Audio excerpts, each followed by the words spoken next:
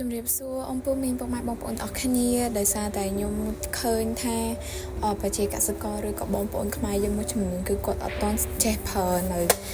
ក្តារចុចនៅលើទូរស័ព្ទ phone អក្សរខ្មែររបស់យើងទេអញ្ចឹងថ្ងៃហ្នឹងខ្ញុំនឹងធ្វើវីដេអូមួយដែលនិយាយអំពីរបៀបសរសេរអក្សរខ្មែរនៅលើក្តារចុចលើទូរស័ព្ទរបស់យើងអញ្ចឹងវីដេអូនោះអត់មានអីច្រើនទេដូចអ្នកនរគ្នាបានឃើញអញ្ចឹងនៅពេលដែលយើងចូលមកកាន់ keyboard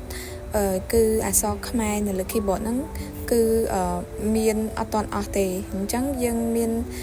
បកមកមើលភាសាអង់គ្លេសវិញភាសាអង់គ្លេសគឺវាមានព្យញ្ជនៈតិចអញ្ចឹងមានន័យថាវាងាយស្រួលហៅមែនតើយើងចុចអក្សរសញ្ញាព្រួញឡើងលើទៅវាអក្សរធំដល់ពេលយើងចុចវាមកក្រោមវិញគឺវាអក្សរទូចអញ្ចឹងដូចអក្សរខ្មែរយើងគឺយើងមានព្យញ្ជនៈច្រើនអញ្ចឹងដល់ពេលដែលយើងចុចសញ្ញាព្រួញនឹងទៅវាទៅកាន់អក្សរបន្ថែមទៀតអញ្ចឹងវាមិនមែនចេញអក្សរធំអក្សរទូចដូចភាសាអង់គ្លេសទេ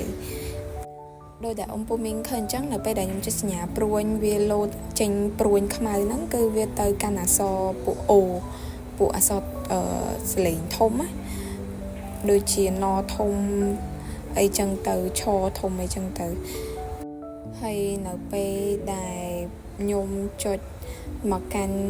សញ្ញាព្រួយនឹងវិញគឺវាមកកាន់ព្យញ្ជនៈផ្សេងទៀតចឹងទៅដោយដែលបងប្អូនអំពូមីងឃើញនៅក្នុងវីដេអូនឹងចឹងណាអញ្ចឹងថ្ងៃហ្នឹងខ្ញុំនឹងបរៀនអ្នកនរគ្នាទៅសេពាក្យពីរគឺមេគង្គហ្វាមមួយទៀតគឺជាទៅសេជាឈ្មោះដោយដែលខ្ញុំទៅសេអញ្ចឹងនៅពេលដែលយើងចុចយើងត្រូវចុចសញ្ញាព្រួយនឹងហអក្សរចុះឡើង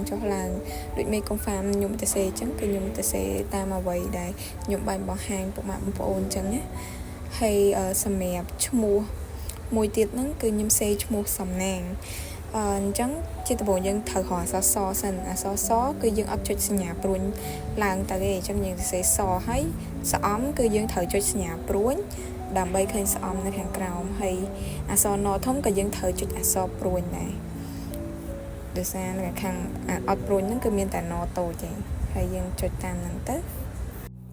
យើងបានតួអក្សរហើយសម្រាប់វីដេអូហ្នឹងគឺមានតែប៉ុណ្្នឹងទេអ្នកនរគ្នាបើសិនជាមានចម្ងល់អីអាច comment នៅខាងក្រោមបានតាក់ទងជាមួយនឹងក្តារចុចហ្នឹងតើតែយើងអនុវត្តច្រើនបានយើងចាំអក្សរបានច្រើនក្នុងករណីបើសិនជាមានកំហុសខុសឆ្គងអីសូមបងប្អូន comment ប្រាប់ខ្ញុំនៅខាងក្រោមផងអរគុណបងប្អូនទាំងអស់គ្នាដែលបានមើលវីដេអូនេះដល់ចប់